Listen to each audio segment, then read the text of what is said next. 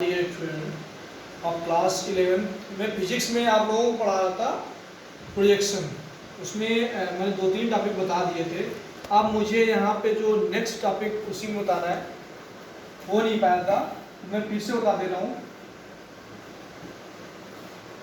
मैंने मान लिया कोई भी एक बॉल है या कोई भी ऑब्जेक्ट को हम यहाँ से फेंकते हैं थीटा एंगल, तो इसकी इनिशियल वेलोसिटी u होती है, मैंने बता रखा था।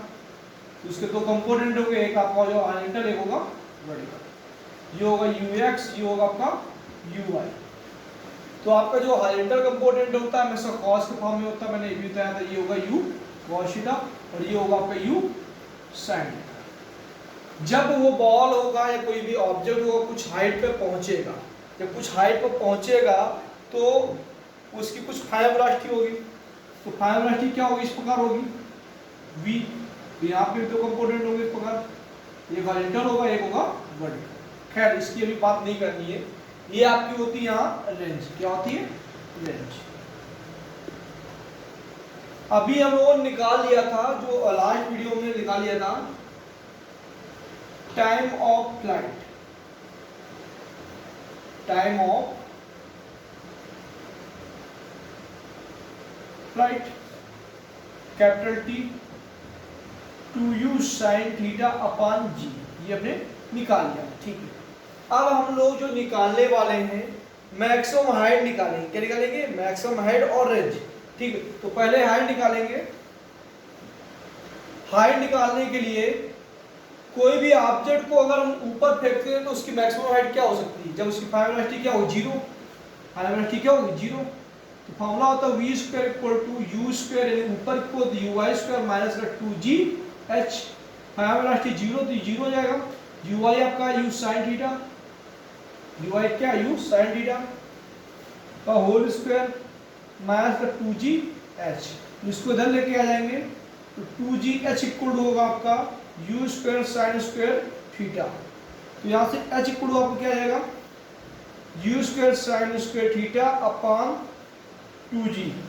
अभी मेरी हाइट निकल के आई बेटा। अगर हम बात करें यहाँ पे मैक्सिमम हाइट, क्या बात करें? Maximum height. मैक्सिमम हाइट के लिए आपका फॉर्मूला होगा थीटा इक्वल टू हम लेंगे 90। कितना लेंगे? 90। तो h आपकी क्या होगी? Maximum. h max equal to u square upon 2g sin 90, और sin 90 की क्या होती है? 0। तो आपकी मैक्सिमम हाइट क्या हो जाएगी? h max equal to u square upon 2g। ये आपका हो गया मैक्सिमम हाइट का फॉर्मूला। ठीक है, अब हम बात करेंगे रेंज की। किसकी बात करेंगे? रेंज। तो रेंज कैसे निकालेंगे? जरा ध्यान सुनिएगा।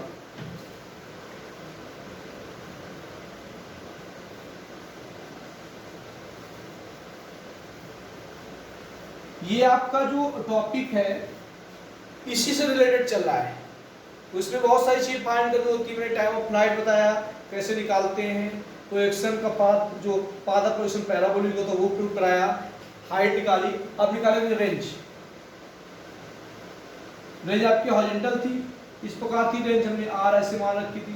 तो रेंज इक्वल टू क्या होता है? डिस्टेंस इक्वल क्या होता है? Speed into time.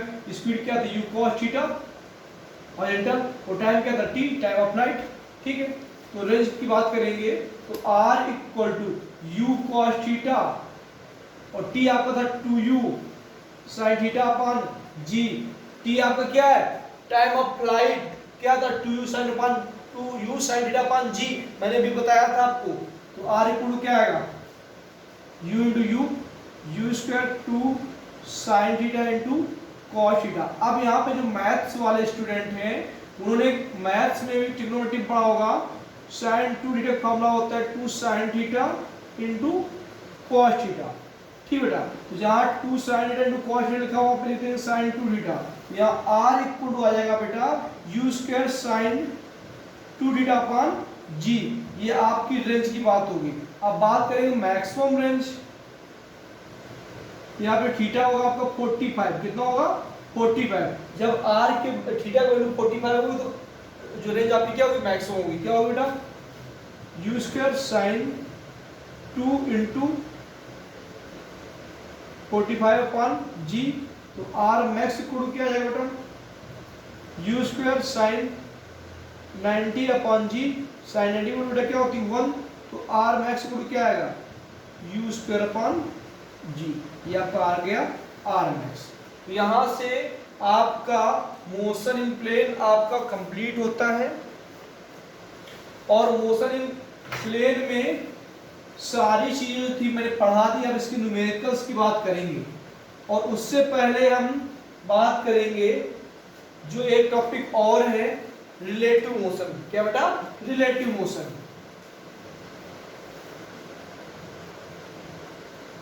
Relative motion क्या होता है,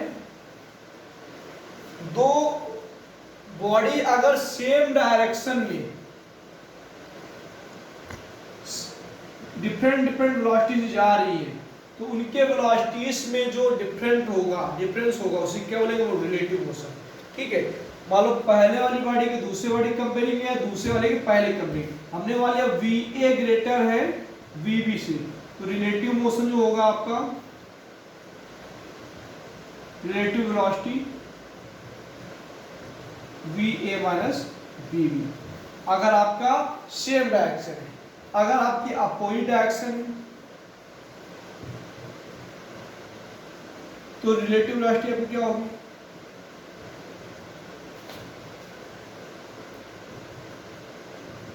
VA माइनस और माइनस का VB। बेटा माइनस क्यों होगा कि VB का, क्योंकि डायरेक्शन क्या है, अपोजिट। जब डायरेक्शन अपोजिट साइन कौन सा था, माइनस, क्योंकि वेक्टर क्वांटिटी होता है, तो यह क्या होगा, VA प्लस VB। जब डायरेक्शन अपोजिट है तो VA प्लस VB आएगा। ठीक है, आपका रिलेटिव मोशन भी कंप्लीट होता है। तो चैप्टर जो आपका है मोशन इन प्लेन पूरा हो गया कंप्लीट। इसके न्यूमेरिकल्स कराने हैं, आप लोग करेंगे, जो प्रॉब्लम्स आती है मैं बताऊंगा। चलो आगे बात करते हैं।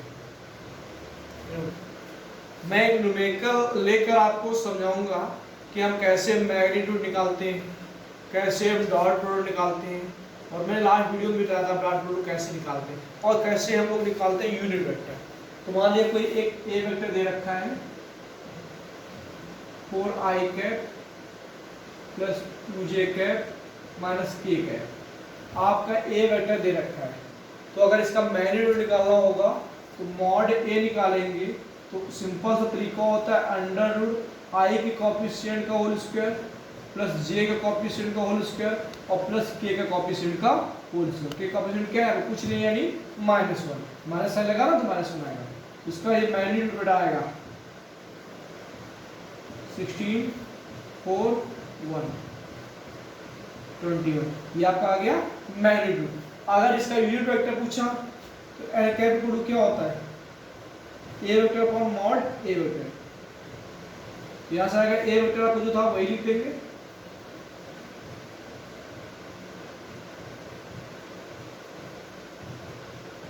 अपॉन √21, ये आपका क्या होगा यूनिट वेक्टर। तो बहुत सारे न्यूमेरिकल से आप करेंगे, जो प्रॉब्लम्स आएगी, कोई भी प्रॉब्लम्स आपकी आप मुझसे पूछिए। चलिए आगे बात करते हैं।